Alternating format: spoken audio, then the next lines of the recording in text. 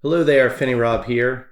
I've got Jess with me, and we are going to give you our top 10 games of all time as of January 1, 2022. Yeah.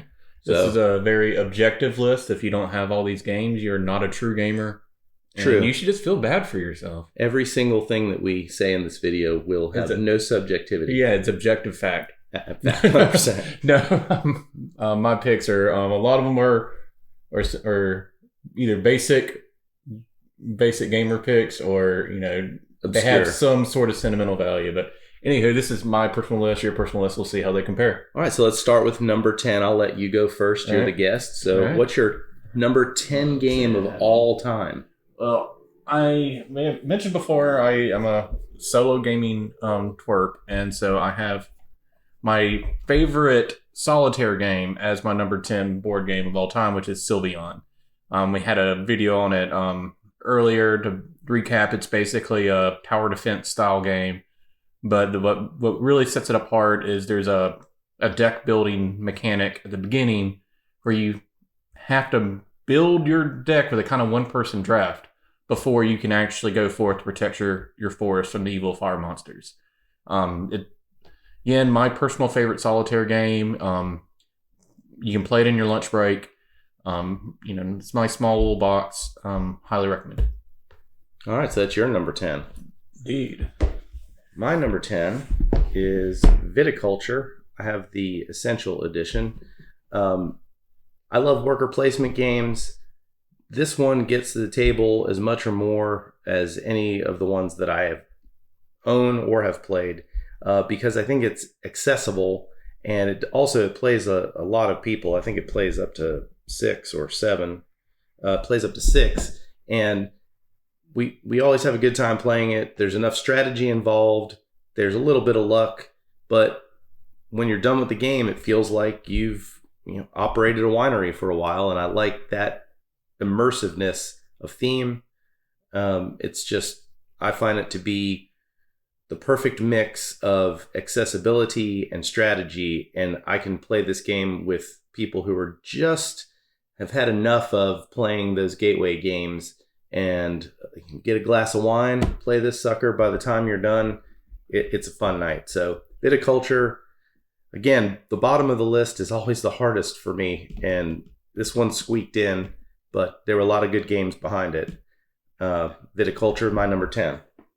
Jess, what's your number 9? All right, speaking of gateway games, my number 9 is Medieval Academy. This is a drafting game. It is not higher on my list because I still think they should have called it Night School. It's very straightforward drafting game. It doesn't do anything particularly different or innovative, but to me, it's very solid. It's a game that I could get my parents to play, and they actually enjoyed it. It's very fun art. Different mods you can do to tweak the complexity to who you're playing with. I just think it's solid. There's no one true path to victory. You can do a bunch of different stuff to win or lose this game. I'm just a fan of it. I also think that game is probably the best game I've seen of teaching people how to do draft. Yes. It sneaks in a couple of cool mechanics that you don't even know you're learning when you play the game because it's so cute. Yeah. So that is a great game. Everybody loves that game. Yeah. All right, so that's your number 9. My number 9, Nations the Dice Game.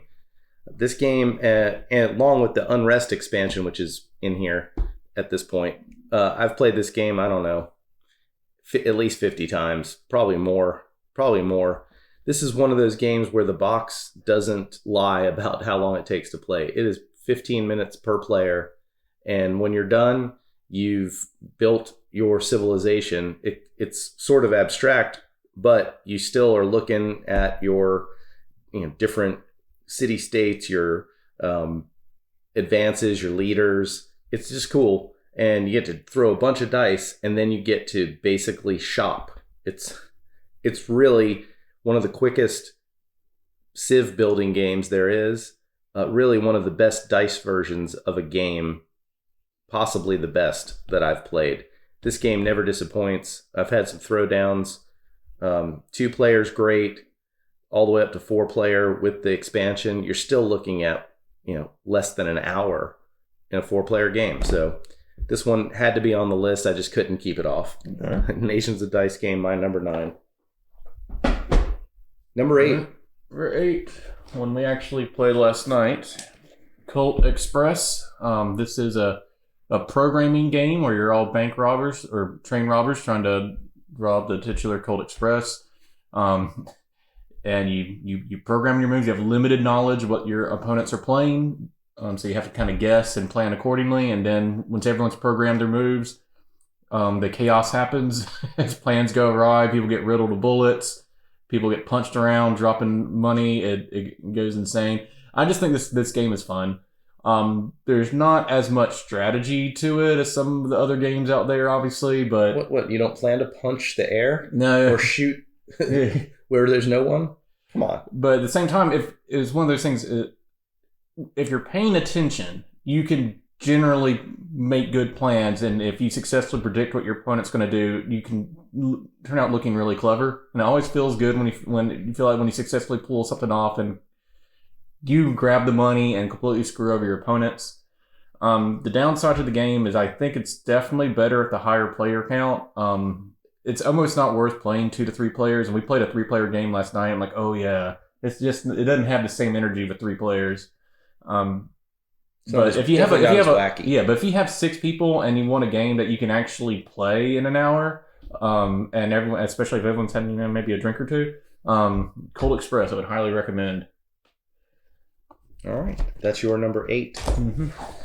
My number 8 of all time as of today is New Dawn.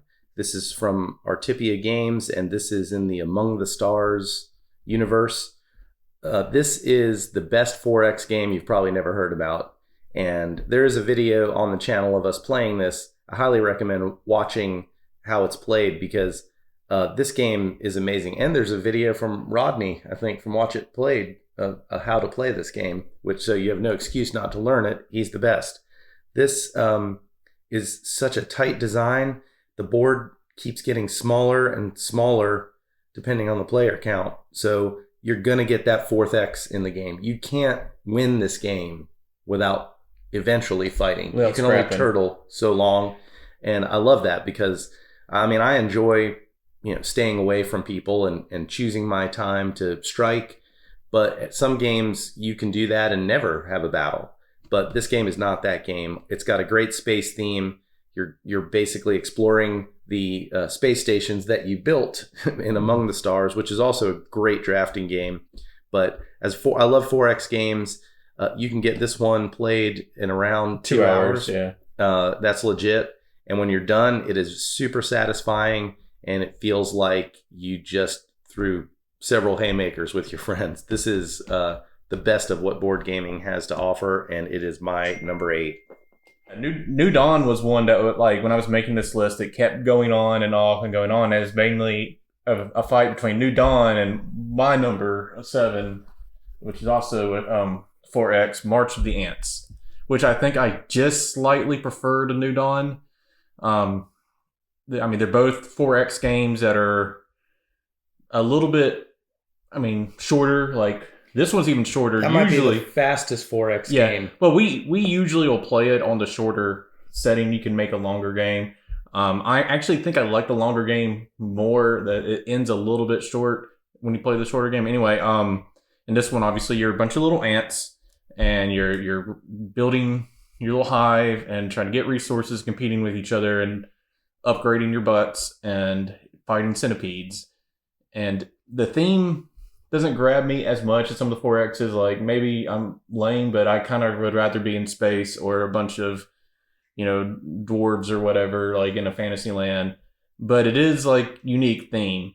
The combat resolution is really brutal, but really intuitive. Yeah. It's easy to teach. The game board kind of tells you everything that happens in the game, so it's, I think, far and away the easiest 4X to teach to new players. It's also one of the few that I'm aware of that has no dice rolling. Yeah, there's no dice rolling, very little randomness other than card draw.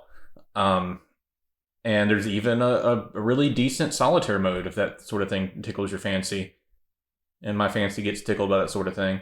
But yeah, I recommend March of the Ants for X of choice.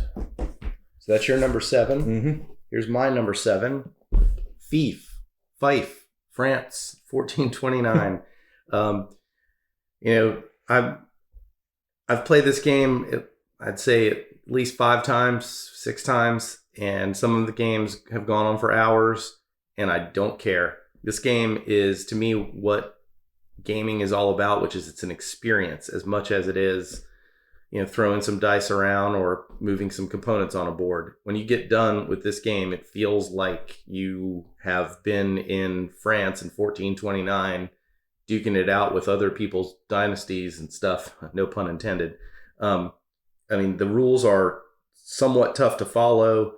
They are there's a little bit of fiddliness in how the combat works. The succession, I think that's succession, succession. When you're trying to replace the king and all that stuff, voting with bishops. I'm already complicating it just by talking about it, but all of that doesn't matter when I get done playing this game. I feel like I've had just one of the best experiences with my friends, and this has to be in my top 10. And I'm not sure if it'll come out, but at this point, this is, to me, is the best of gaming, and that's what I tried to put on my top 10 list because it's my top 10. So my number 7. Well, I was going to say, there's a lot of fiddliness to it, but it's fiddly in a way that makes sense with and kind of almost immerses you more in right. it. Like you cannot make your daughter a bishop. Once you make your son a bishop, he can't marry. And then the bishops, all vote on stuff, and they're voting their own interests, so the bishops are all corrupt. It just makes you really feel entrenched in this kind of setting that the board game is built for itself. That's a good point. I think it's a strength rather than a weakness in this particular instance. Yeah. All right. I'm glad you're reinforcing my decisions. Number 7, Thief. All right. Number 6, I think we might have it. Yeah, I think this one's going to be on both of our lists. And I think both of the same spots. But 1775... The American Revolution. This is a card and dice based war game. I guess you would consider it a war game. It's kind of area control. I think it's a war game. Yeah, but about the American Revolution, with one side being the colonists and one side being the redcoats, competing over control of the colonies. We did, again, a video in this whole series. This is my personal favorite of the series just because of the area control elements. I think adds a little extra something to it. And to me, it's just the most, I won't say streamlined, but the most well-balanced or every game I've played of this has been razor tight. And I think it's still the best of the series. And this was the second one of it? I think so, yes. I think 1812 was the first one, then this, and then 1754. As far as, release dates. The battle, the actual resolution is really simple, but don't let it fool you because there's tons and tons of strategy into it. Yeah, I might as well say it's my number 6 as well. And I could have picked any of the Bertha series probably, although I think 1812 is slightly harder to learn. I think they really got it right with the second 2 games in the series. And I don't think if the second 2 didn't exist, 1812 would be probably on my list. But this one, it's anything can happen in this game. And because the other one that could have made my list was 1754, which is the French and Indian War. And that one seems to have a bit more traditional battle line. Yeah. Here, with the boat movements and the ship movements, you can land on, you can go backdoor a lot easier. And if you're not paying attention and you're building up your forces in one place, you're going to get attacked when you're not expecting it. And I think that's one of the reasons why this game is so close, because there's so many ways that you can, occupy territories that weren't there before. There's big swings possible. it doesn't feel, when I say swing, it sounds like that's a bad thing. I don't think it is. There's like actually some controlled chaos in this game because you know what cards might come out because it's the same cards every time that do the actions, but you don't know what your opponent has at a particular time. So do you block? I think is it New Jersey? Where is it? Where the Hessians come? Yeah. You're like, do you just keep troops there the whole time, and then a card may never come out by the time the end of the game. But if it does, and you're not ready, you're in some trouble. Well, one minor complaint I have on some of the other games in the series is because the cards are all based on historical events. They're very specific. Like in the Vikings, like this one city, there's a card that you kill all the English and replace it with a Viking. And then after the first game, the English player just never commits forces there because that card's can drop anytime. And there is a little bit of that in this, but there's something about it where when the other games it seems like stuff just kind of plays the same way each game because you know what the cards are coming. This one, they're just flexible enough where you can do unusual things or different things with it. Like the Hessians will always come in, but there's a little bit more leeway on how it plays out. Well, I mean, so it doesn't come across the same. Like 1812, you always end up with the same two battle lines, and then you just duke it out there. And this one, troops are moving all over the place because the map is more open and troops are a little bit more mobile. Yeah, I agree. I really was waffling back and forth between this one and 1754, but I think ultimately 1775. If I had to play one, I would play that if I was showing this game to someone. The whole concept of having the probabilities be on the dice as opposed to a chart or a graph in a war game, taking chits and then matching them up to a chart is what separates this game from all of the games growing up. That they all had chits. It was very difficult even until you hit the table one time and everything goes everywhere. This game, all of the odds are already determined on the different factions' dice. I love that. You just roll them and you get successes and failures. If you're the colonists, you don't hit as well. You run more often. If you're the British, you never run. I mean, it's cool. So yeah, this game is, if you don't know the series, we did a video on it, but you just go ahead and grab this game. I don't think anyone would be disappointed. No. So, but that was both of our sixes. So you get to go again. What's your number 5? My number 5 is Battle Lore.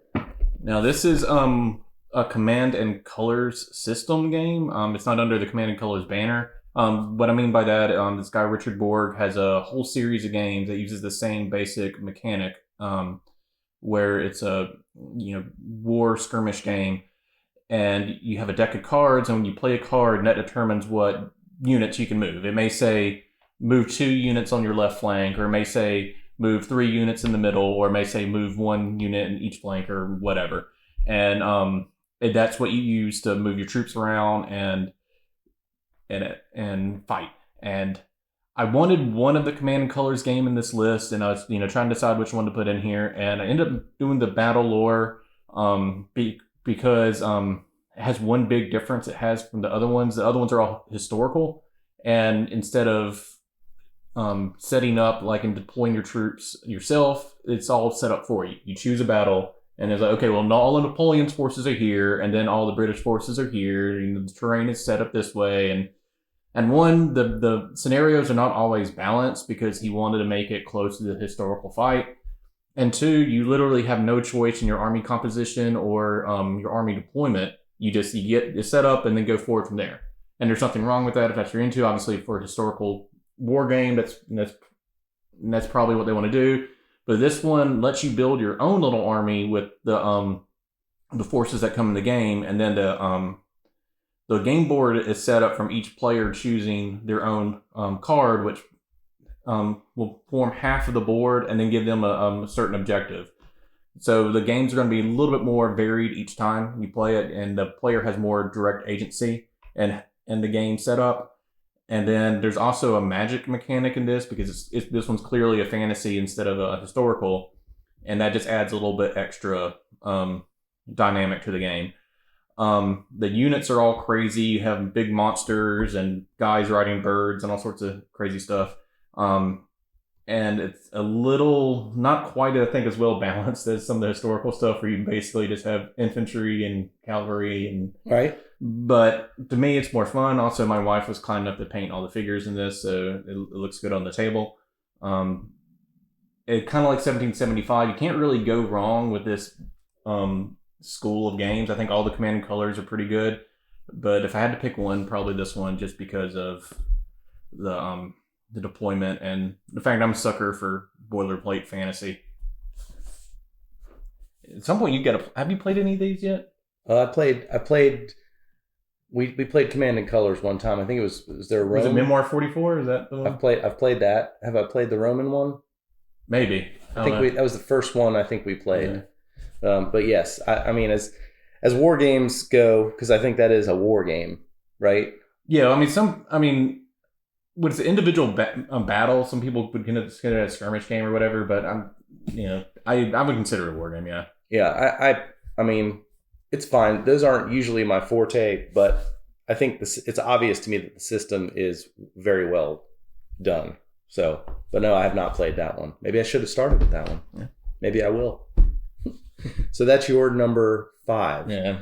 My number 5 is going to be Clash of Cultures Monumental Edition, because I have not played the original version, but I have played this one several times now. I've got several videos on it, and I don't know. I love 4X. I love historical 4X probably more than I do space 4X, though. I mean, you'll see that already we have one space on my list, and there's still more space on my list. So I really do love the space theme.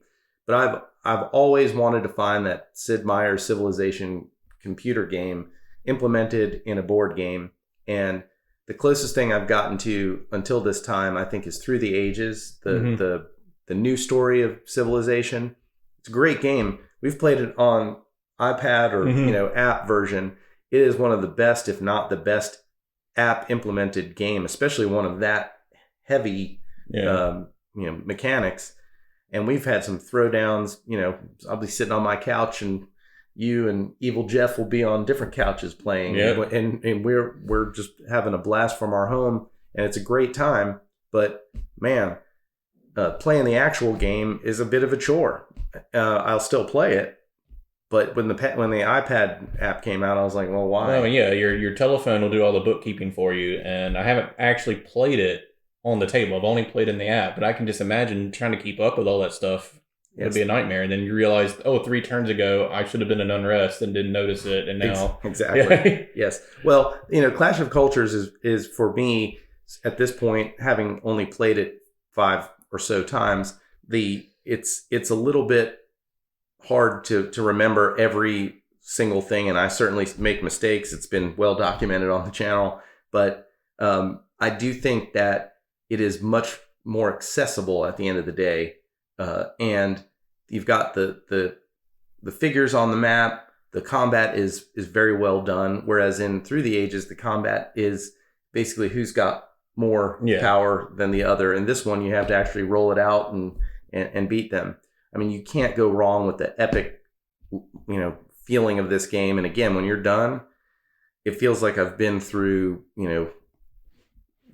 physical training for my brain. And I love that.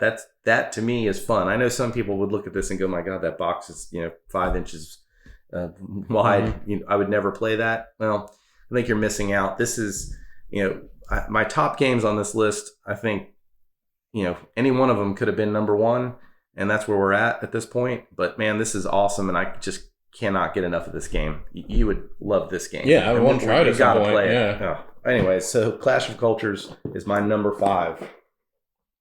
What's your number 4? All right, so this is one that I was waffling on with this versus Exceed, which is the fighting game card game. But I feel like this scratches a similar itch. It's a little bit better design. It's called Unmatched. I brought the Cobble and Fog, but they have a bunch of different boxes for this.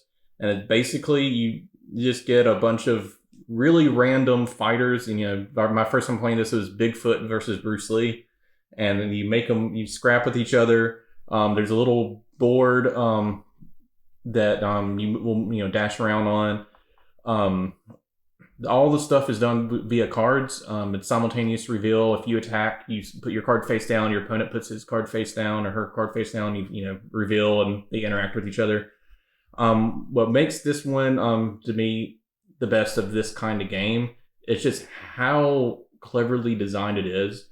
I don't know if you'll be able to see on the here, but on the board, each space is a little circle, and that circle will have a color in it, and sometimes it'll be split in multiple colors. The way line of sight works in this game, if you're on a space with a color, you have line of sight to any other space that has that same color. This is genius, because line of sight is always the biggest bugbear in this kind of game, and the game just figures out so easy. And even though a lot of the players are not ranged characters, you'll be using this stuff surprisingly a lot, and you'll be moving around the board a lot more. Because that was one thing I was kind of surprised. Like, well, if I'm Bigfoot and he's Bruce Lee, and we're both close combat characters, we'll probably just meet in the middle and just like slug it out. And that's not how it works in practice. You're going to be constantly using the map and its limited spaces to your advantage and trying to outmaneuver your opponent. The art on all of these cards is amazing. This may be the best art in any board game I can think of, honestly. And there's different artists for different sets, but I haven't seen one that hasn't been good. And the game plays in usually about 20 minutes, so you can play multiple rounds, with people. It's a good tournament game because the rounds are so short and it's very frenetic. If Cobble and Fog is my personal favorite of the sets, you get Dracula, Jekyll and Hyde, Invisible Man, and Sherlock Holmes.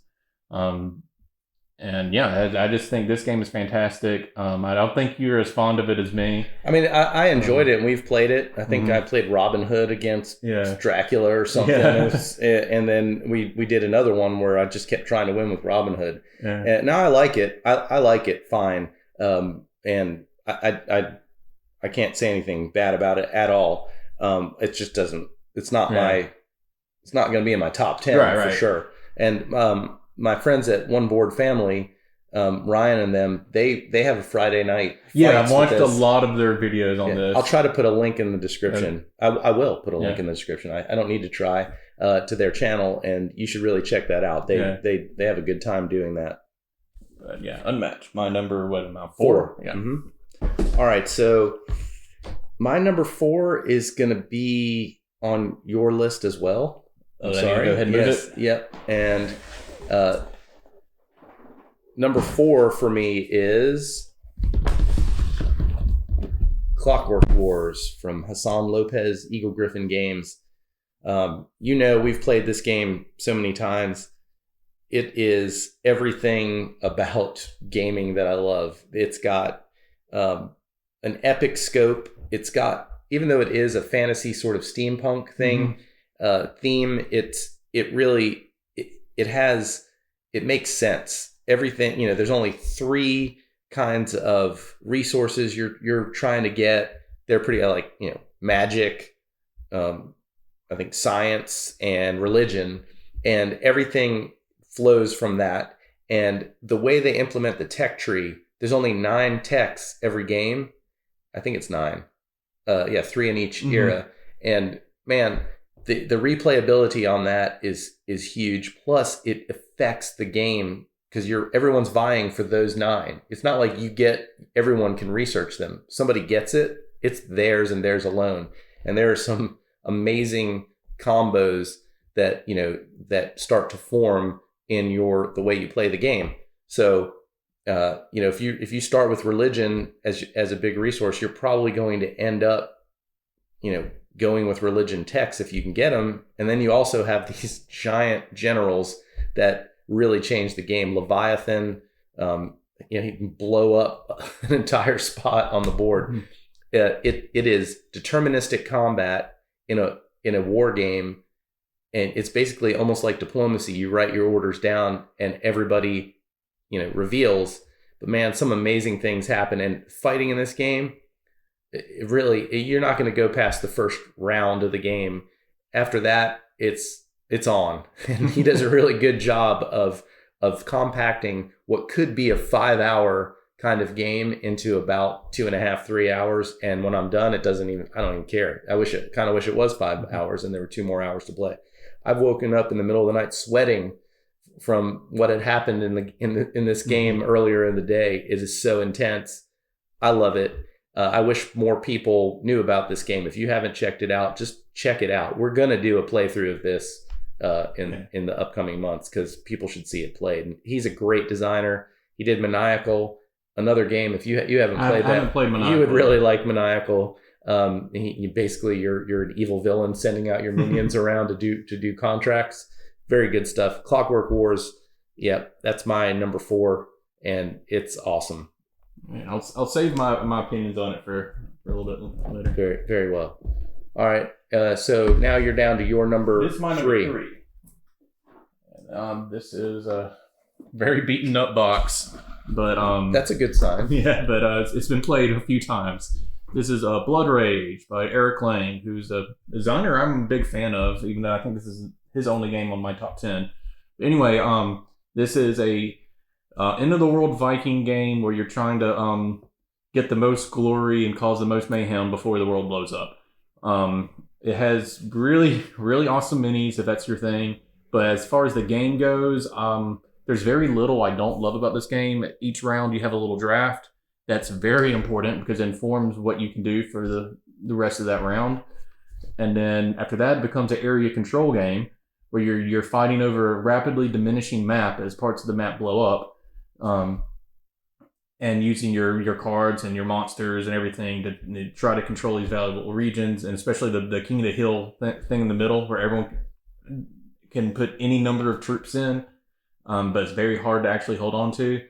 There's a lot of different strategy in this. The first time I played, I absolutely got rooked by the Loki strategy. There's Loki cards that can make you win by losing, like reward you for losing fights. That if you're unprepared for, can absolutely throw you for a loop.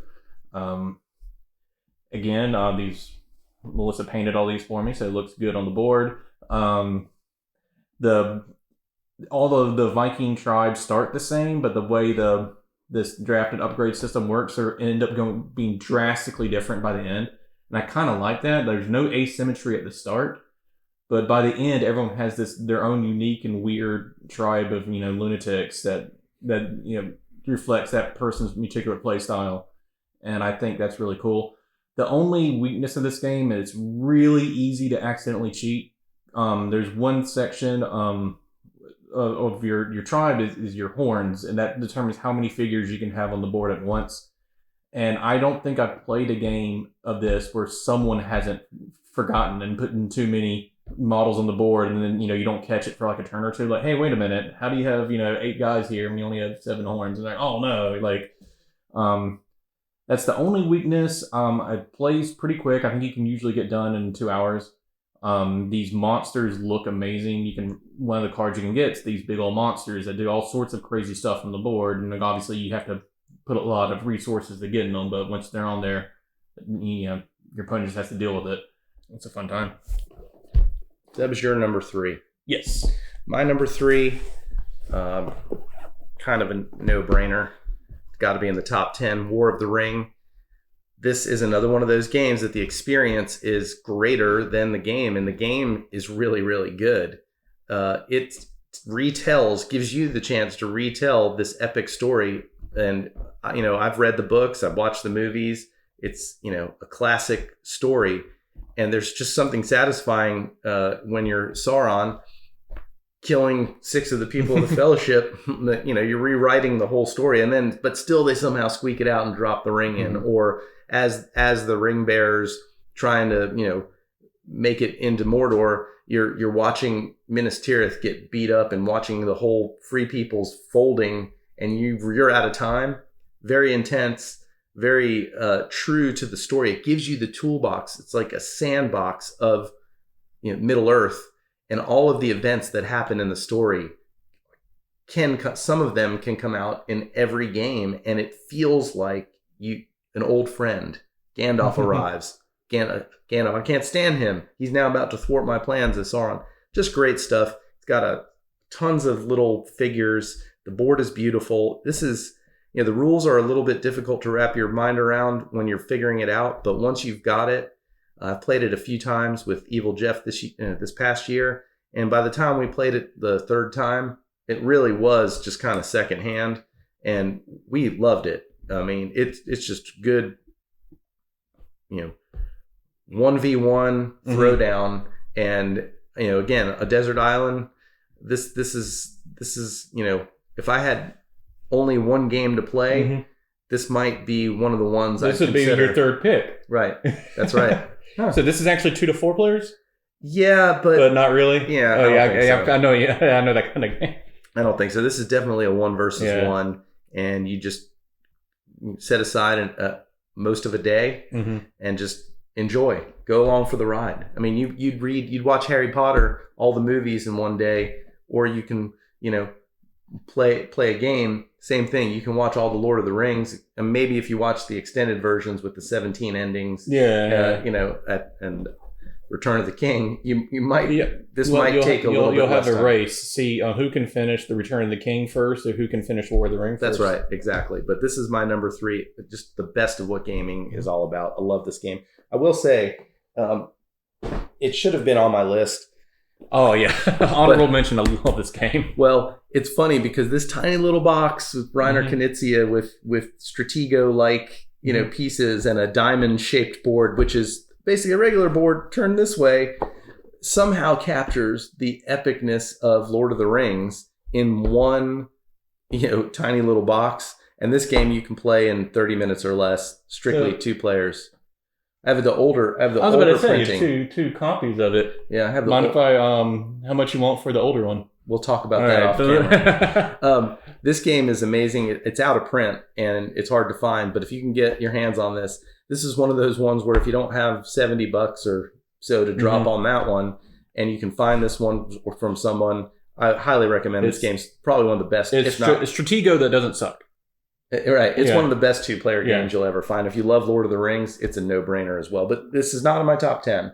No, but we still mention it in there. It's a small game. You can sneak it in. Yeah, I got you. All right, what's your number 2? Well, I realized I was a liar a second ago because I said I only had one Eric Lang game. I realized my number 2 pick is also Eric Lang designed. I'll allow it. I brought the little box because I didn't want to bring like the big box. But it's Song of Ice and Fire miniature war game. I had some debate whether this really counts as a board game, but then I'm like, well, half the games I have don't really have boards anyway, so we'll count it. I'm a recovering Warhammer addict, and this kind of replaced it. It's the what do you call it? That thing people take when they're trying to recover from meth? Oh, methadone. Yeah, it's the methadone for Warhammer. But anyway, I actually prefer it. I think the system is better designed. There's 2 things that I think really put it apart. One is all the rules are generally on the cards in front of you when you set up your army at the beginning. So there's less rules loring going back and forth between players, nitpicking about various stuff.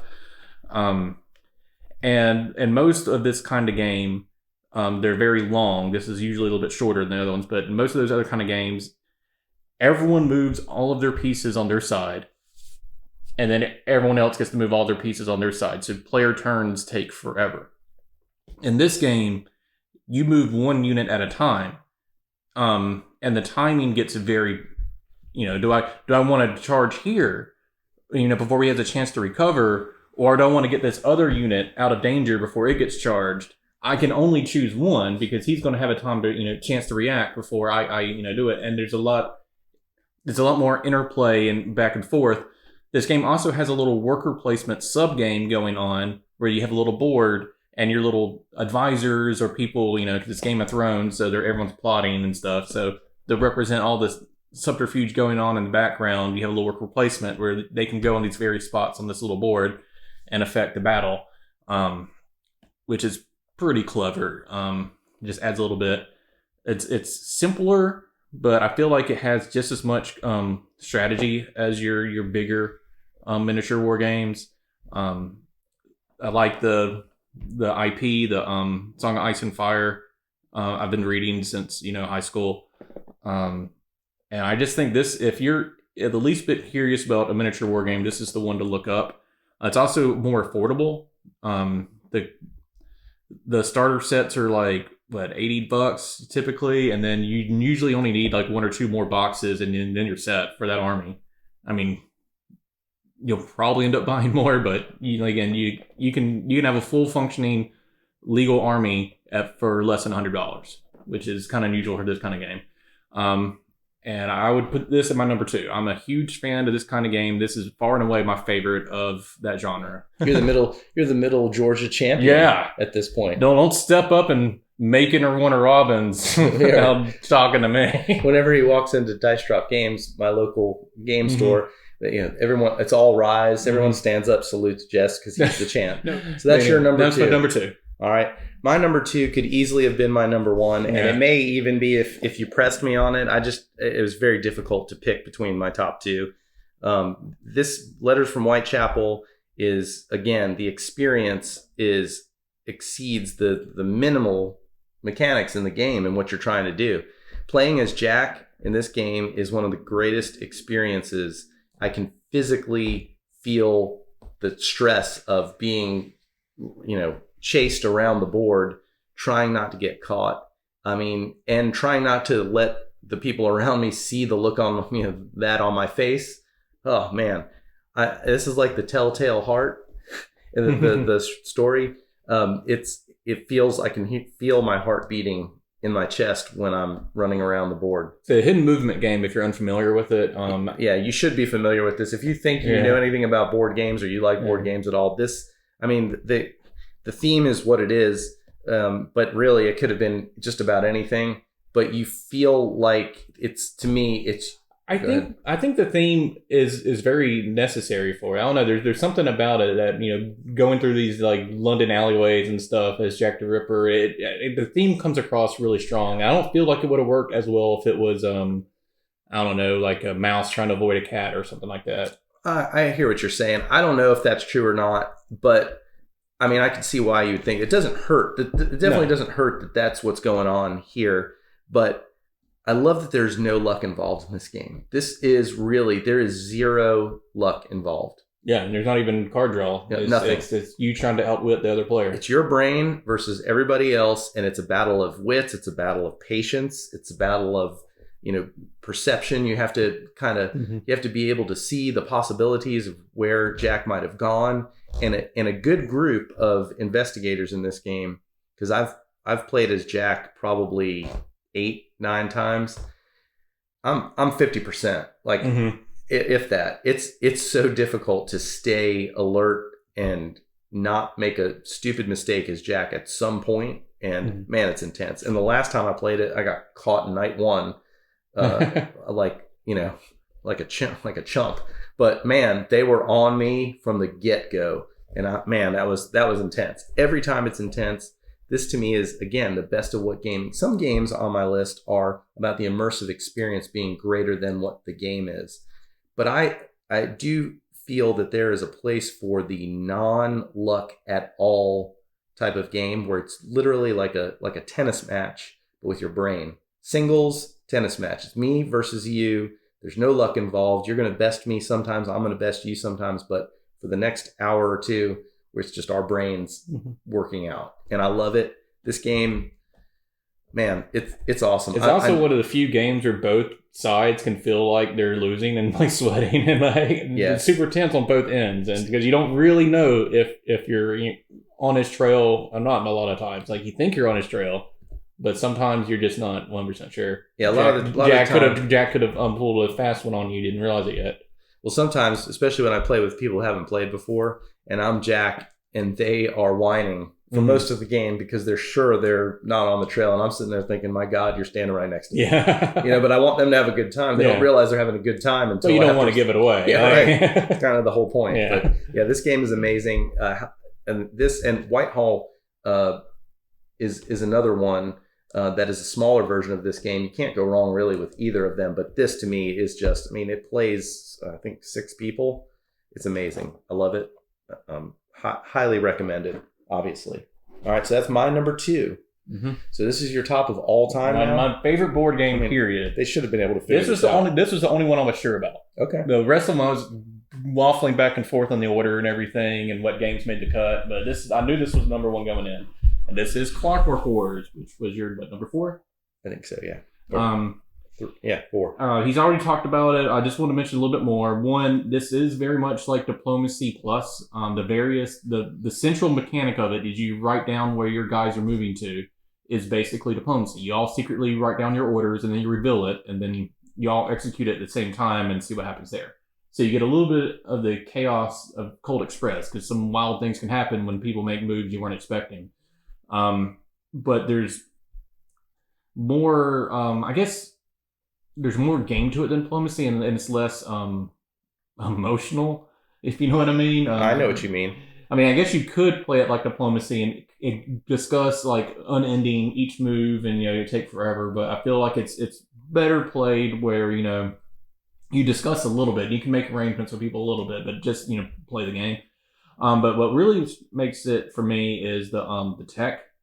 The tech tree is interesting. For the most part, it's not just like you have +1 army strength, or you can move, one more unit or whatever. It's not small stuff. It's all really weird powers that actually do impact the game. And also, because of your tech, when you develop it, you actually put it on the board. Like if you research power suits, you have to have a factory that's building these power suits or whatever. One factory. Yeah. In that one spot. And that spot can be taken away from you. And then all of a sudden, you researched it, but now Rob has the power suits because he stole that territory from you. Yeah. And he has advantage of that now. So you have to keep that in mind.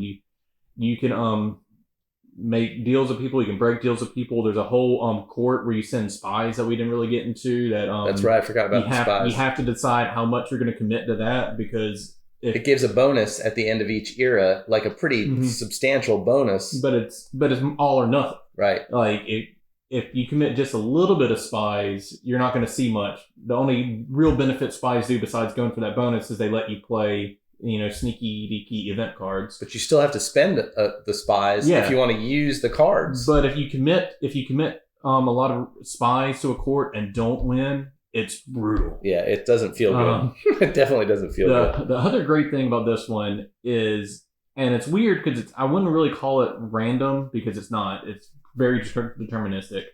But in this kind of game, usually if you take an early hit, you're pretty much out of the game.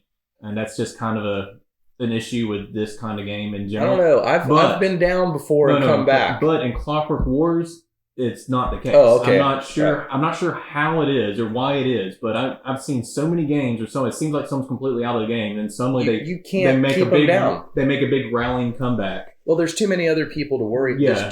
There's always something that's a danger to you. You can't focus to keep beating up on the person behind. I haven't played 2-player on this, and I suspect 2-player is not as good, because as soon as one player gets an advantage, they're just going to roll over. But in a 4-player game or a 5-player game, like the first game I played, I made a deal with someone. They backstabbed me, and it looked really bad for me. Like I was down to like 2 provinces.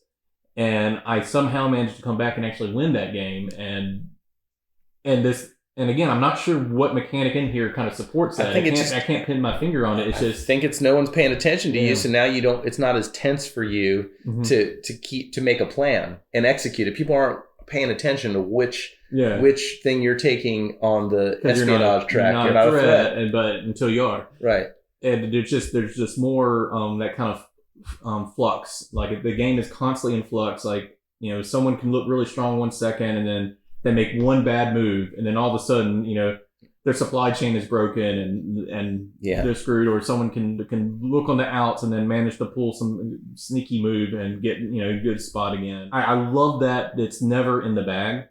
If you're in a good position, you can't just take that for granted and skate to a victory. You have to keep, fighting tooth and nail, or someone's going to take it away from you. There's never a restful moment. Yeah. Never. Yeah, it's a great game. Yeah. So that's it. That's your all-time. That's mine all-time. As of today. Well, my all-time as of today is Twilight Imperium. Again, Letters from Whitechapel. You can play it in 2 hours, and it's a perfect experience for my brain and my entertainment value. But the possibilities in a game like this, it has, again, it starts really, it's really 3x, because you know what's out there. Yeah, there's no exploring. The Prophecy of Kings brings in expansion rules, which actually adds exploration and puts that fourth X in it. And I don't think I'd play without at least parts of that in the game. I would play, but I think it's better with those in there. And this game, again, the experience. I got to play this on my birthday one year with 6 people, and it was exhausting and exhilarating. I managed to win at the end, but boy, oh boy, it was the hardest fought game I've ever played, I think, in my entire life. And by the end of it, it's almost like, was it worth winning? I don't even know. I don't know if I could try that hard. But the deep theme with the different factions and the races and the possibilities. Every little card adds a little bit different to it. The fact that halfway during the game, you start having these councils, which can be productive, or they might just be a bunch of people saying, I'm not voting for you, and I'm just going to cast my vote. It doesn't matter. It doesn't do anything for me. I'm not negotiating. Mm-hmm. Okay. But you might find one other person at the table that might want to work with you. It's got that diplomacy feel, except the backstabbing in this cannot happen too often. I mean, it's not worth it for you to do it. Whereas in diplomacy, you almost have to at some point. A well-timed backstab in this game could win you the game. And I love that there's these objectives. So it doesn't have to be a lot of war. One time we played, I don't think I had but one battle. And I was in it to the end because I was watching the objectives and trying to sneak away and get technologies, or someone gets ready to make their big move. There's a place in the center. I'm going to say it wrong. It's something Rex. Yeah. And it's almost like you were talking about in Blood Rage, the King of the Hill thing. You take that, you could get a victory point every round if you hold it and you pick the right action card.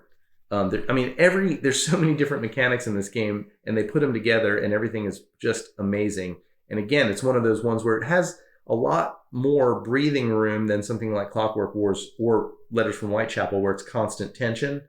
But this one has this ebb and flow of tension, and sort of like no one's paying attention to you. Everyone needs to build, so everyone's staying calm. It's okay if you get 3 planets, because I already have 3 planets. I don't need to. You have to wait to make your move, I think, in this game to really have a chance to win, because too many people will take you out. But man, you could play this game probably 500 times and still be discovering new ways to do stuff. And to me, again, if I'm going to the best game of all time that I've played, I just don't know how. Like I had to take one game with me and could only play this. It would take the rest of my life to figure out, every nook and cranny of this thing. This is like the most epic computer fantasy game that you would ever have. What are the ones with the Forgotten Realms?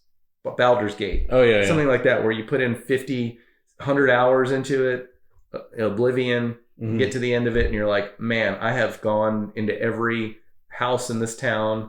I've done every mission I can do. This game is like that, except you throw it on the table, and 6 or so hours later, someone walks out with a bloody nose, figuratively, hopefully. I don't know. And it's just amazing. I wish I could play this I wish that my job was to play this game every day. That'd be that. Yeah, I wouldn't complain about that. Well, kind of like Eclipse more, but well, I like Eclipse a lot, but I just feel like this game has the possibilities of interaction with humans is more. Eclipse you could play and not have that going on. You're going to fight with each other and you're going to be vying over things. But this game, you're actually going, I will do this if you do that, and it's built into the mechanics. You're going to have a council. You're going to be forced to see 2 new laws that could change the game. The politics is I've only played this one once, and the politics is a little bit clunky, but it's very interesting that it's in the game. Because, there in any kind of game like this, you're going to make just looking like, hey, Rob, if I go here, do you promise not to attack me? Make that sort of thing. And it's kind of interesting to have actual mechanics for that sort of thing. Like, okay, are we going to vote for this trade agreement or whatever? And then the players all have to vote yay or nay and make side deals and stuff. Well, you have cards in the game in addition to that you can trade back and forth with each other. This is next this time is you fine. attack me, you can't attack me. I'm giving it's got so much in this box. I just don't know that I would need anything else if this was the only game I could own. And all I would need is other people. Mm-hmm. And even as a 3-player game, I got to say it was actually very fun. So I just don't know that you can top this as an experience in playing games.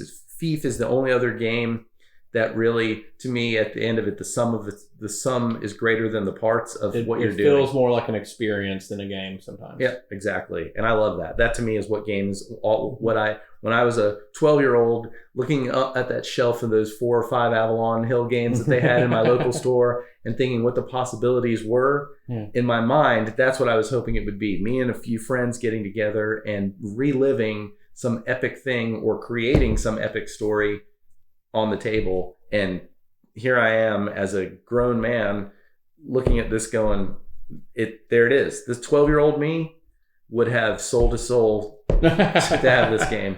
Now all I got to do is just pay some money. Yeah. So, well, there's our top 10 of all time as of January 2022. Let us know how wrong we were in the comments. I think we were not wrong. These are objective. So I appreciate you coming on and doing this. I hope this was helpful. Maybe some people got to see a few games that they've never heard of before.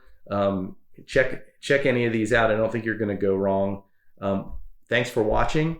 Please like this video and please subscribe to my channel. It'd be great. Thank you. Do you need to check that? Well, I was going to ask, did you want to reread or re-say anything? Or no? That's okay. Fine. All there's going to be is a ding. Okay.